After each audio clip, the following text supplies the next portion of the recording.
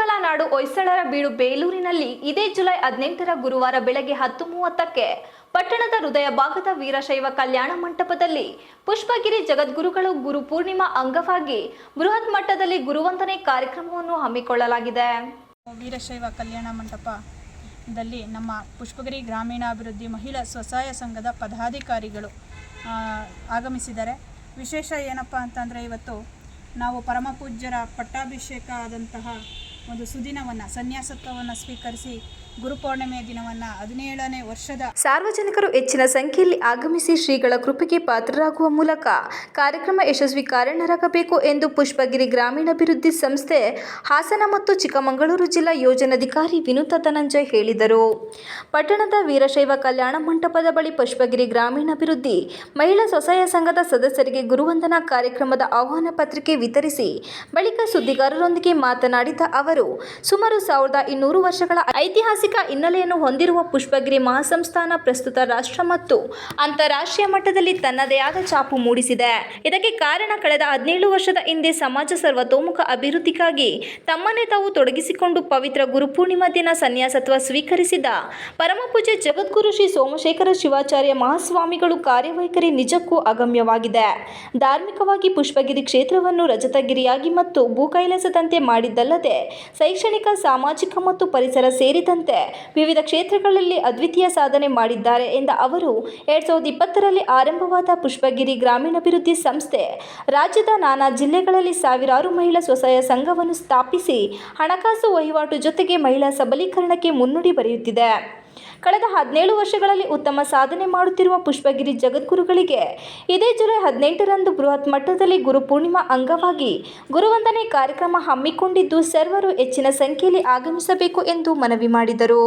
ಹಾಸನ ಜಿಲ್ಲಾ ವೀರಶೈವ ಲಿಂಗಾಯತ ಮಹಾಸಭಾ ನಿರ್ದೇಶಕ ಅರೇಹಳ್ಳಿ ಗೀತಾ ಶಿವರಾಜ್ ಮಾತನಾಡಿ, ಇದೇ ಜುಲೈ 18ನೇ ಗುರುವಾರ ಬೆಳಗ್ಗೆ ಬೇಲೂರು ಪಟ್ಟಣದ ವೀರಶೈವ ಕಲ್ಯಾಣ ಮಂಟಪದಲ್ಲಿ ನಡೆಯುವ ಕಾರ್ಯಕ್ರಮಕ್ಕೆ ಮುನ್ನ ಪರಮಪೂಜ್ಯ ಜಗದ್ಗುರುಗಳನ್ನು ಪಟ್ಟಣದ ಹೃದಯ ಭಾಗದ ಬಸವೇಶ್ವರ ವೃತ್ತದಿಂದ 101 ಪೂರ್ಣ ಕುಂಭದೊಂದಿಗೆ ಸ್ವಾಗತಿಸಲಾಗುತ್ತದೆ ಎಂದ ಅವರು, ಬಳಿಕ ವೇದಿಕೆಯ ಕಾರ್ಯಕ್ರಮ ನಡೆಸಲಾಗುತ್ತದೆ. ಈ ಸಮಾರಂಭದಲ್ಲಿ ನಾಡಿನ ಹರಗುರು ಚರಮೂರ್ತಿಗಳು, ಕೇಂದ್ರ ಸಚಿವರು, ರಾಜ್ಯ ಸಚಿವರು, ನೂತನ ಸಂಸದರು, ಶಾಸಕರು, ನಾಡಿನ ಸಮಾಜದ ಚಿಂತಕರು ಭಾಗವಹಿಸಲಿದ್ದು ಸರ್ವರು ಹೆಚ್ಚಿನ ಸಂಖ್ಯೆಯಲ್ಲಿ ಆಗಮಿಸಬೇಕಾಗಿ ವಿನಂತಿ ಮಾಡಿದರು. ಗುರುವಂದನಾ ಕಾರ್ಯಕ್ರಮ ಸಂಪೂರ್ಣ ದಾಸೋಹಿಗಳಾದ ಗ್ರೈನೇಟ್ ರಾಜಶೇಖರ್ ಅವರಿಗೆ ಸಮಾಜದ ಪರವಾಗಿ ಅಭಿನಂದನೆ ಸಲ್ಲಿಸಲಾಗುತ್ತದೆ ಎಂದರು.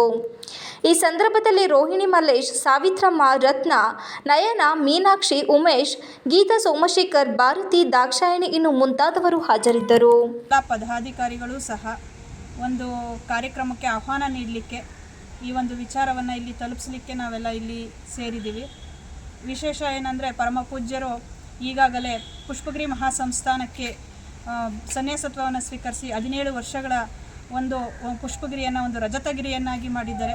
ಒಂದು ಭೂ ಕೈಲಾಸವನ್ನೇ ಸಹ ಇಲ್ಲಿ ದರಗಿಳಿಸಿರುವಂತಹ ಒಂದು ಪುಷ್ಪಗಿರಿ ಒಂದು ಮಹಾಸಂಸ್ಥಾನವನ್ನು ಇವತ್ತು ಇತಿಹಾಸ ಪೂರ್ವದಲ್ಲಿರುವಂತಹ ಎಲ್ಲ ಹಳೆಬೀಡು ಬೇಲೂರು ನೋಡಿದಿರುವಂತಹ ಪ್ರೇಕ್ಷಣಿಕರು ಸಹ, ಬೇಲೂರಿನ ಬಂದಂತಹ ಪ್ರತಿಯೊಬ್ಬ ಪ್ರವಾಸಿಗರು ಸಹ ನಮ್ಮ ಪುಷ್ಪಗಿರಿ ಒಂದು ಮಹಾಸಂಸ್ಥಾನವನ್ನು ನೋಡುವ ರೀತಿ, ಪ್ರವಾಸಿಗರನ್ನು ಕೈ ಬೀಸಿ ಕರೆಯೋ ರೀತಿ ಏನಾದರೂ ಮಾಡಿದ್ದಾರೆ ಅಂದರೆ ಅದೆಲ್ಲ ನಮ್ಮ ಪುಷ್ಪಗಿರಿ ಪೂಜ್ಯರಿಗೆ ಸಹ ಸಲ್ಲುವಂಥ ವಿಚಾರ ಇವತ್ತು.